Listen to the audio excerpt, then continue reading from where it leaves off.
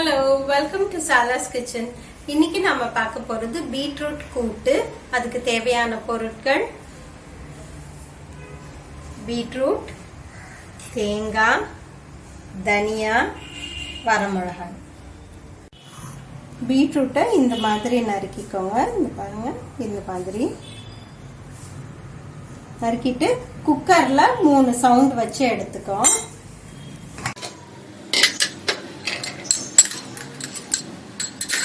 கொஞ்சம் தண்ணி,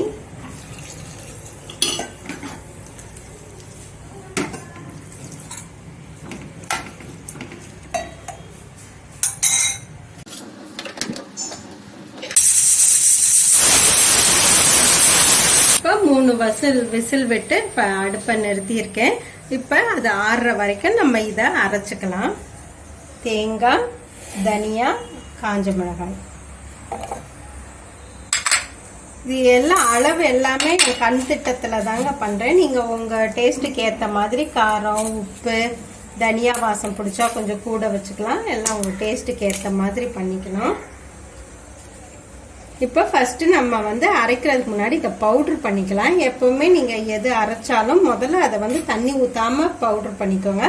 அப்புறம் தண்ணி சேர்த்து அரைச்சுக்கணும்.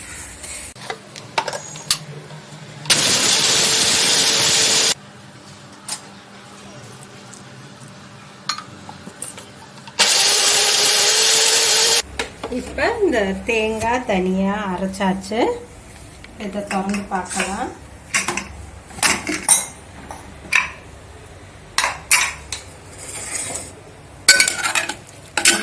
பீட்ரூட்டும் வெந்துருச்சு.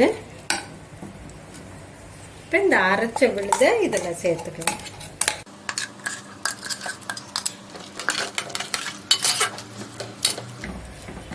கொஞ்சம் இந்த தண்ணியவே ஊற்றி இந்த மிக்சியில் கழுவிக்கலாங்க. ஏன்னா தண்ணி கொஞ்சம் அதிகமாக இருக்கு, அதனால எக்ஸ்ட்ரா தண்ணி வேண்டாம்.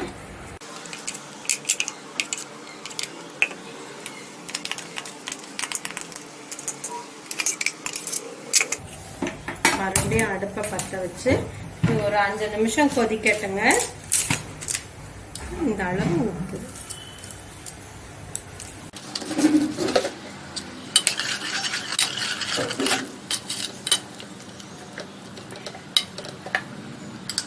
இப்போ பீட்ரூட் கொதிக்கிற நேரத்தில் தாளிச்சுக்கலாம். இந்த கரண்டிலே தான் தாளித்து நான் அதுக்குள்ளே கொட்ட போகிறேன். எண்ணெய், கொஞ்சம் எண்ணெய்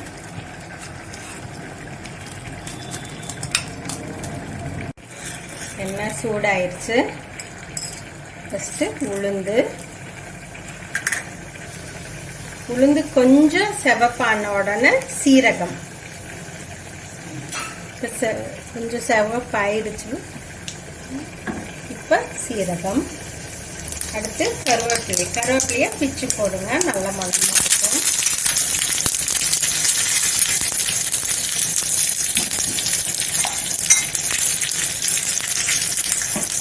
இப்போ இதை எடுத்து அந்த பீட்ரூட்டுக்குள்ள கொட்டிடுவோம்.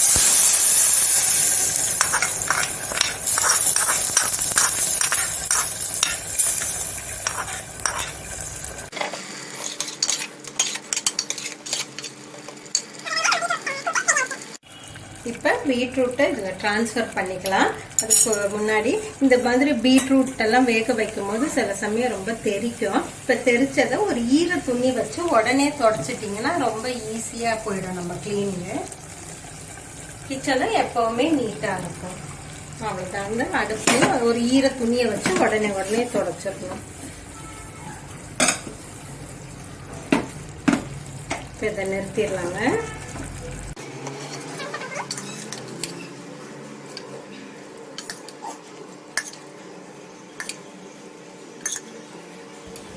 இந்த பீட்ரூட் கூட்டு சாதம், சப்பாத்திக்கெல்லாம் ரொம்ப நல்லா இருக்கும். டைம் இருக்கும்போது நீங்களும் இதை செஞ்சு பாருங்க. செஞ்சு பார்த்துட்டு எப்படி இருக்குன்னு சொல்லுங்க. மீண்டும் உங்களை அடுத்த ரெசிபியுடன் சந்திக்கிறேன். அதுவரை உங்களிடமிருந்து விடைபெறுவது உங்கள் விசாலாட்சி.